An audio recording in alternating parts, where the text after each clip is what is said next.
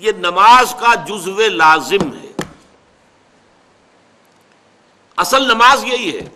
یہ تو بعد میں آپ کو ایک حدیث قدسی سناؤں گا انشاءاللہ، اگلا جو درس ہوگا اس کے حوالے سے بہت سی باتیں واضح ہوں گی. اس وقت یہ ہے کہ اصل نماز یہی ہے، یہ سورہ فاتحہ.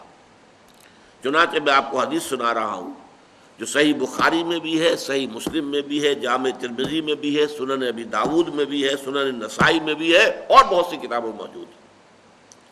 اور یہ عن عبادۃ بن صامت رضی اللہ تعالی عنہ، حضرت عبادہ بن صامت سے ہے مرفوعا کہ حضور نے فرمایا لا صلاۃ لمن لم یقرأ بفاتحۃ الکتاب، اس شخص کی کوئی نماز نہیں ہے جس نے کہ سورہ فاتحہ کی تلاوت نہیں کی. اب اس سے ہمارے ہاں ایک بڑا اختلاف پیدا ہوا، وہ نوٹ کر لیجیے. ایک رائے یہ ہے آپ اگر علیحدہ نماز پڑھ رہے ہیں تو ظاہر بات ہے کہ آپ کو ہر رکعت میں خود پڑھنی ہی پڑھنی ہے سورہ فاتحہ. جب باجماعت پڑھ رہے ہیں اب کیا شکل ہو؟ امام پڑھ رہا ہے سورہ فاتحہ تو کیا مقتدی کو بھی پڑھنی چاہیے؟ اس حدیث میں جو الفاظ کی شدت ہے اس کی بنا پر رجحان یہ ہوتا ہے کہ یقیناً اس صورت میں ہر شخص کو لا صلاۃ لمن لم یقرأ بفاتحۃ الکتاب، جس نے کہ فاتحہ کی تلاوت نہیں کی، قرأت نہیں کی، اس کی کوئی نماز ہی نہیں. تو یہ موقف ہے امام شافعی کا، یہی مسلک ہے ہمارے اہل حدیث بھائیوں کا کہ آپ چاہے اکیلے نماز پڑھ رہے ہو، چاہے امام کے پیچھے پڑھ رہے ہو، اور چاہے امام جو ہے وہ جہری رکعت پڑھا رہا ہے اور چاہے سری رکعت پڑھا رہا ہے.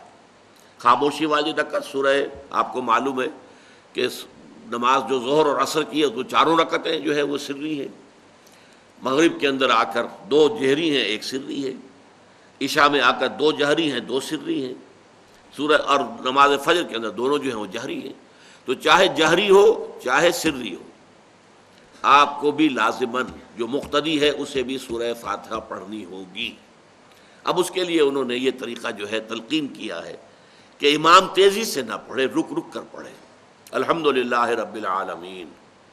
اس کے بعد اتنا وقفہ دے دے کہ جو مقتدی ہے وہ بھی کہہ لیں اپنے دل میں یا پڑھ لیں الحمدللہ رب العالمین الرحمن الرحیم. تو یہ رک رک کر پڑھنا، خاص طور پر اگر آپ کو موقع ہوا ہو کسی اہل حدیث امام کی امامت میں نماز ادا کرنے کا تو آپ دیکھیں گے کہ بڑا فرق ہے. ہمارے جو حنفی امام الحمدللہ رب العالمین الرحمن الرحیم مالک یوم الدین ایاک نعبد و ایاک نستعین، 4 آیتیں جو ہیں وہ بھی ایک سانس میں پڑھ جائیں گے. لیکن یہ کہ عام طور پر جو اہل حدیث حضرات ہیں وہ رک رک کر ٹھہر ٹھہر کر پڑھتے ہیں، ترتیل کے انداز میں پڑھتے ہیں. یا پھر دوسری شکل انہوں نے ایک اور کی ہے. یہ آپ سعودی عرب میں جب کبھی نماز پڑھیں گے اور آپ پڑھی ہو آپ نے تو وہاں آپ دیکھیں گے کہ امام جو ہے وہ سورہ فاتحہ پڑھنے کے بعد کوئی 1 منٹ جو ہے خاموش رہتا ہے تاکہ آپ اب جو مقتدی ہیں وہ اس وقفے میں وہ اب سورہ فاتحہ پڑھ لیں. پھر وہ قرات کرے گا، کوئی اور آیات اس نے شامل کرنی ہے تو بعد میں شروع کرے گا، درمیان میں وقفہ ہوگا. لیکن ایک مسلک یہ ہے، اور یہ مسلک جو ہے یہ در حقیقت قرآن مجید کی ایک آیت کے اوپر مبنی ہے. سورہ اعراف کے آخر میں فرمایا گیا وَإِذَا قُرِئَ الْقُرْآنُ فَاسْتَمِعُوا لَهُ وَأَنصِتُوا، جب قرآن پڑھا جا رہا ہو تو توجہ سے اسے سنو، خود خاموش رہو. اب یہ قرآن مجید کی آیت ہے. اس کے بنا پر ایک رائے یہ ہے کہ آپ امام کے پیچھے سورہ فاتحہ نہیں پڑھیں گے. پڑھا جا رہا ہے سنو اس کو، خود خاموش رہو. اور اس کے لیے وہ دلیل دیتے ہیں کہ یہ شکل ایک وفد کی سی ہے. جیسے کسی بڑی شخصیت کے پاس اگر آپ کا کوئی وفد جاتا ہے، 8-10 افراد ہیں، ان میں اسپوکس مین ایک ہوتا ہے، وہ بات کرتا ہے، باقی سب لوگ موجود رہتے ہیں، سنتے ہیں.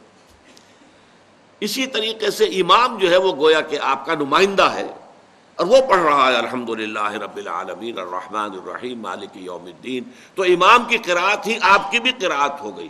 گویا کہ اس آیت سے، اس حدیث سے اختلاف نہیں ہے، اس کی تعبیر سے اختلاف ہے کہ امام کا قرأت کر لینا در حقیقت مقتدیوں کی طرف سے بھی قرأت ہے.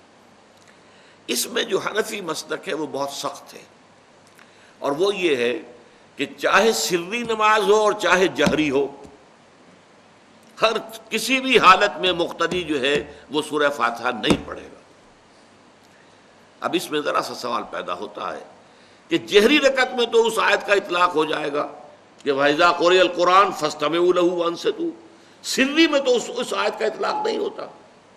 بہرحال یہ مسلک ہے، امام شافعی کا ایک انتہا پر ہے، ہر صورت میں سری ہو یا جہری ہو آپ کو پڑھنی ہی پڑھنی ہے، اور امام ابو حنیفہ دوسری انتہا پر ہے کہ چاہے سری ہو چاہے جہری ہو کسی شکل میں نہیں پڑھنا۔ امام مالک کا مسلک ہے درمیان میں، اور میں اس میں کوئی جھجک محسوس نہیں کرتا کہ میں آپ کے سامنے عرض کر دوں کہ میں اس پر عمل پیرا ہوں۔ وہ کیا ہے؟ جہری نماز میں خاموش رہو اور سنو، اس آیت کا اطلاق ہو جائے گا جب بلند آواز سے پڑھ رہا ہے امام تو پوری توجہ، فاستمعوا لہ، اپنی پوری توجہ کو اس کے سننے کے اوپر مرکوز کر دو اور خود خاموش رہو۔ سری رکعت میں البتہ جبکہ وہ بھی خاموشی سے پڑھ رہا ہے آپ بھی خاموشی سے پڑھ رہے ہیں۔